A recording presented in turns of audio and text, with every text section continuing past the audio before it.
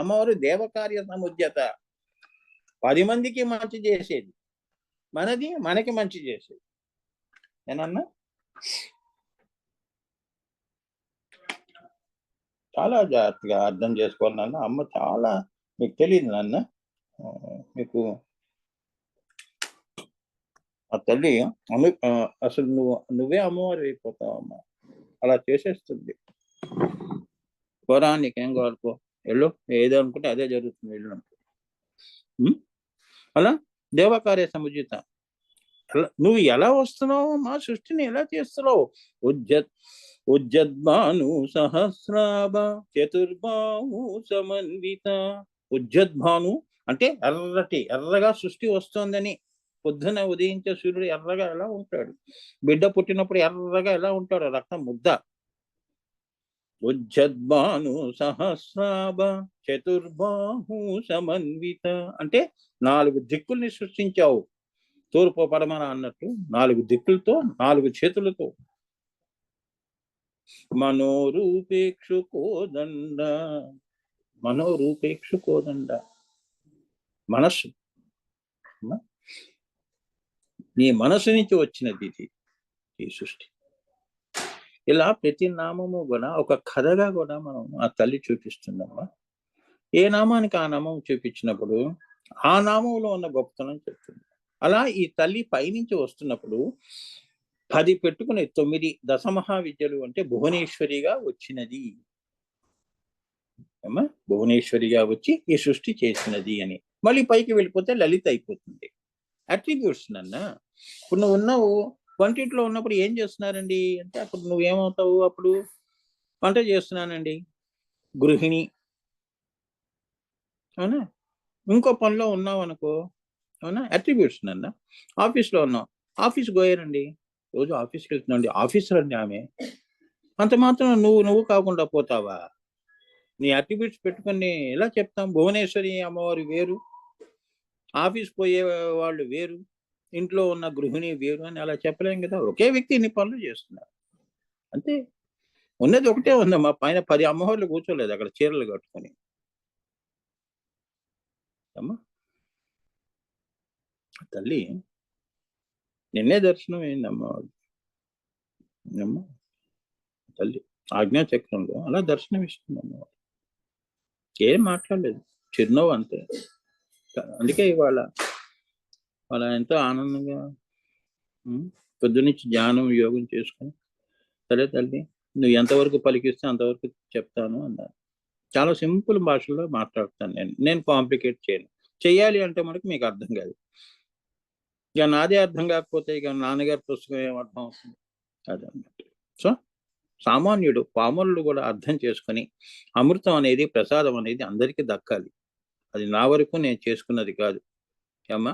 నాకు పేరు ప్రతిష్టలు అవసరం లేదు. నాకు పక్కవాడు నా వలన ఒకడు ఉద్ధరించబడ్డాడు, నన్ను నేను ఉద్ధరించుకుని ఒకరిని నాకేం పర్వాలేదు. నేను లక్షల మందిని మార్చవలసిన అవసరం నాకు లేదు.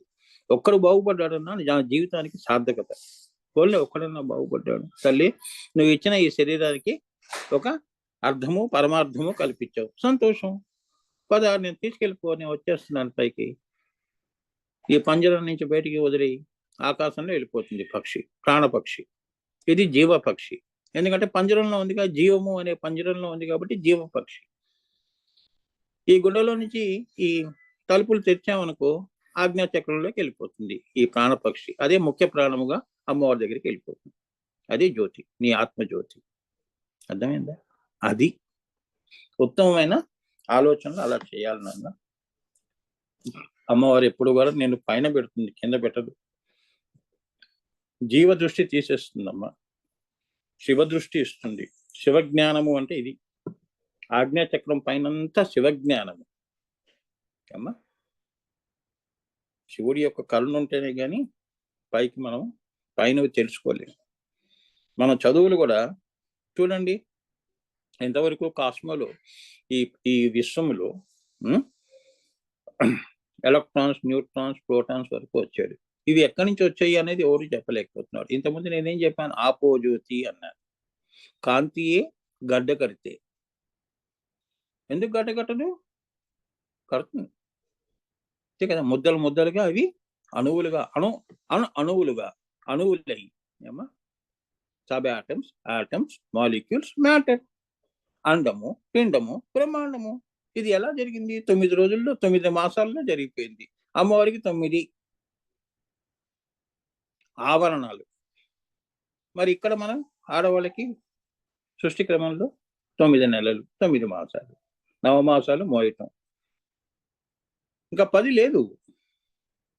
అక్కడికి ఆపేసింది, లెక్కలు అక్కడికి ఆగిపోతాయమ్మా. ఇంకా 10 అనేది లేదు, మళ్ళీ పైకి వెళ్ళాలి.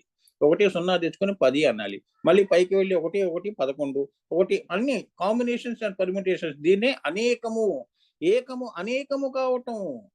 ఆ తల్లి అనేకముగా భాషిస్తున్నది. అందుకే ప్రతి వాళ్ళలోనూ చీమ పిపిలికాది బ్రహ్మ పర్యంతము కూడా అమ్మవారు ఉంది అని చెప్తున్నాడు. నేను 1 నువ్వు 2 వాడు 3 అన్నప్పుడు 3లో కూడా ఉందిగా అమ్మవారు. 1 ఉంటే కదమ్మా 3 ఉండేది. 1 తీసేస్తే 3 ఎక్కడుంది? సృష్టి లేదు. అది బ్యూటీ. అలా పైకి వెళ్ళిపోవాలి, అంతేగాని పెంచుకుంటూ పోతే, మాయను పెంచుకుంటూ పోతే ఆజ్ఞాచక్రం దగ్గరికి ఎప్పుడు రాలేదు, మనసులోనే ఉండిపోతాం. అదే మాయ. ఆ భువనేశ్వరి హ్రీం బీజము, అమ్మవారి బీజము హ్రీం.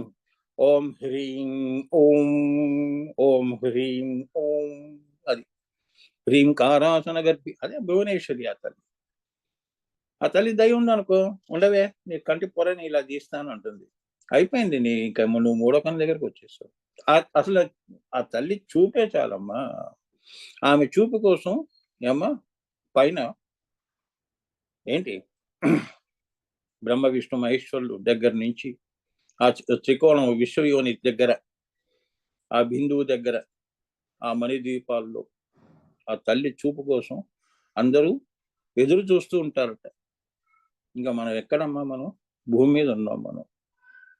కానీ అమ్మవారు అందరినీ కూడా, ఆమె ఎప్పుడూ కూడా ఉన్మేష నిమిషోత్పన్న విపన్న భువనావళి. ఆమె కన్ను తెరిచింది మూసింది అంటే వమనమే. అనంతకాలం అంత కాలానికే ఆ తల్లి పుట్టించిందమ్మా. అర్థమైందా? తాంబూల పూరితముఖి, ఎప్పుడు తాంబూలం వేసుకుని ఉంటుంది. దండనాథ, ఆమె పక్కన ఎవరెవరు ఉన్నారు, సైన్య, అదంతా నేను ఖడ్గమాల్లో చెప్పానమ్మా. నా లింక్స్ అన్ని వినండి, తరించండి, విని తరించండి. నీ ఆత్మ ప్రస్థానము ఖడ్గమాలంటే నువ్వు ఇక్కడి నుంచి ఎలా వెళ్ళగలుస్తావు, నిన్ను దేవతలు ఎలా రక్షిస్తారు పైకి, అవన్నీ కూడా నేను చెప్పడం జరిగింది. అది అయిపోయిందమ్మా. ఇవాళ మంత్రగానం చెప్తున్నాను కాబట్టి ఈ భువనేశ్వరి 5 లైన్స్ ఇంత టైం పట్టింది నేను చెప్పడానికి. ఇలా అందుకే నాకు సంవత్సరాలు పడుతుంది అమ్మవారి గురించి చెప్పాలంటే. ఆ శక్తి కూడా అమ్మవారే ఇస్తుంది. నిజంగా నాకు ఓపిక లేదు, కానీ ఒంటి మీదకి ఆ అమ్మవారి శక్తి ఎలా ఉంటుంది. ఆ తల్లి ఆ భువనేశ్వరి మన యందు చిత్త రూపముగా ఉన్నది. చిత్ అంటే చిత్తం అండి.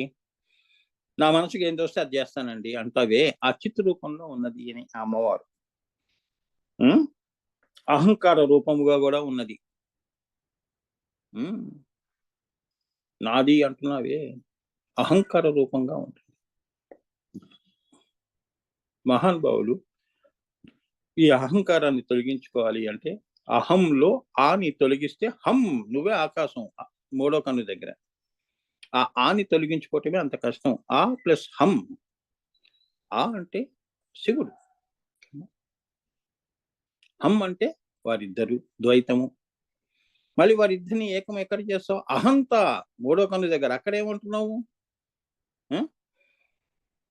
అహం బ్రహ్మాస్మి అంటున్నావు. అహం ఉన్నది, కానీ నీ అహం ఏమైనది? వెష్టి నుంచి సమిష్టిలో వెళ్ళినప్పుడు అహంతా, ఇదంతా బ్రహ్మముగా ఉన్నది, ఇదంతా నేనుగా ఉన్నాను అనేది అక్కడ కూడా సూక్ష్మంలో ఇంకా నీకు మాయ ఉన్నది. అలా 4 మహావాక్యాలు దాటితే గాని ఉన్మని దగ్గర సర్వం కల్విదం బ్రహ్మ అనే స్థితి, అంటే ఉన్మని అంటే వైదేహి స్థితి. ఈ భ్రాంతి పోయిన తర్వాత బ్రహ్మము అనేది నీకు గోచారం అవుతుంది. అక్కడి నుంచి నువ్వు శాస్త్రాల కవలానికి వెళ్తావు అని చెప్తున్నాను ఇక్కడ. అహం అంటే అది. నువ్వు అహం దగ్గర అయిపోయావు అనుకో, స్వ అనేది వస్తుంది. అమ్మా మనసును తీసేసావు అనుకో, వారిద్దరిని ఏకం చేయటం. 2 లేదు, ఒకటే ఉన్నది, దేవుడు ఒకటే అన్నది తెలుసుకున్నప్పుడు ఆత్మయే బ్రహ్మ పదార్థము. అదే నా జాతులు తీసేసి ధ్యేయమే ఉంటుంది. నీ ధ్యేయం ఏమిటి? ఆజ్ఞాచక్రం. అక్కడికే వెళ్ళాలి, అమ్మ పాదాల దగ్గరికేగా. ఇవన్నీ ఎందుకే ఈ సామానంతా అంటుంది. ఎందుకు కిందవన్నీ తీసుకొస్తున్నావు పైకి అంటుంది. తీసేయి కదా, నీకు పర్మిషన్ ఇవ్వదు ఆజ్ఞాచక్రం. అందుకే అక్కడ ఆజ్ఞాచక్రం దగ్గర అందుకే కొద్దిగా అంధకారం అనేది కనిపిస్తుంది. అర్థమైందా? ఇవన్నీ అనుభూతులమ్మా. తర్వాత ఒక్కసారి గొప్ప నీ పాలభాగం అంతా నీ నుదురంతా గొప్ప వెలుగుతో నిండిపోతుంది. అది అక్కడ ఆ మనస్సు అనేది కరిగిపోతుంది. అమనస్కతా స్థితి వచ్చినప్పుడే నీకు ఆత్మ సాక్షాత్కారం అనేది జరుగుతుంది. అప్పుడు వాళ్ళని ఏమంటారు? Self realised soul. అవధూతలు అలా ఉంటారు ఎప్పుడు. అక్కడి నుంచి వాళ్ళు కిందవన్నీ గమనిస్తారు. అందుకే అందరి మీద వాళ్ళకి ప్రేమ. అమ్మ ప్రేమ మనకెక్కడ వస్తుందమ్మా? మనం మన పిల్లల వరకే ప్రేమలు. పక్క వాళ్ళ పిల్లలకి మనం ఎందుకు ప్రేమ చూపిస్తాం? అంతేగా. అదే పర మాయ అంటే అలా ఉంటుంది అమ్మ వాళ్ళది. ఇప్పుడు చెప్పురా అంటుంది. అందుకే వాడికి అన్ని కనిపిస్తాయి. ఇప్పుడు బుద్ధుడు ఉన్నాడు అనుకో, ఆ బుద్ధుడు గాని ఇంకా చాలా మంది ఉన్నారు. సూక్ష్మమైన క్రిములు కూడా కనిపిస్తాయి. అయ్యో జీవాలు, అయ్యో నేను కాలేస్తే చచ్చిపోతుంది అది అని చెప్పి పాపం వాళ్ళు అంత తెగ బాధపడిపోతారు. అమ్మ మనసు కదా. అరుణాం కరుణ. కొందరు అలా ఉంటారమ్మా భక్తులు. ముట్టుకుంటే ఏడ్చేస్తారు వాళ్ళు. అంటే వాళ్ళు ఏదో కష్టాన్ని తలుచుకొని ఏడ్చారని కాదు. అమ్మ మీద అంత కరిగి ఉంటారు అమ్మలో. ఆ భావంలో వాళ్ళు, వారికంటూ ఒక ప్రత్యేకమైన భావాలు ఏమి ఉండవు. అమ్మ భావంలోనే వాళ్ళు పుడతారు, పెరుగుతారు. అమ్మ చింతన చేస్తారు. మళ్ళీ చివరిలో అందులోనే కలిసిపోతారు. ఇప్పుడు సముద్రంలో కెరటాలు వస్తున్నాయి. కెరటాలు వచ్చి పైకి నేను వేరు అని చెప్పి పైకి వెళ్తుంది ఆకాశంలో. మళ్ళీ ఎక్కడ పడుతుంది? టప్పని మళ్ళీ సముద్రంలోనే పడుతుంది. మళ్ళీ ఇంకో కెరటం. ఈ భావాలు గాని, ఈ జీవాలు గాని మనందరము కూడా ఆ తల్లి యొక్క అరుణాం కరుణాతరంగితాక్షిం, ఆ సముద్రంలో కెరటాలు లాంటి వాళ్ళు. పైకి వచ్చినప్పుడు నేను వేరు అంటాం. కింద పడిపోయినప్పుడు మళ్ళీ సముద్రమే ఆధారం. అందుకే ఆ తల్లి ఆధార నిరాధార. అర్థమైందా?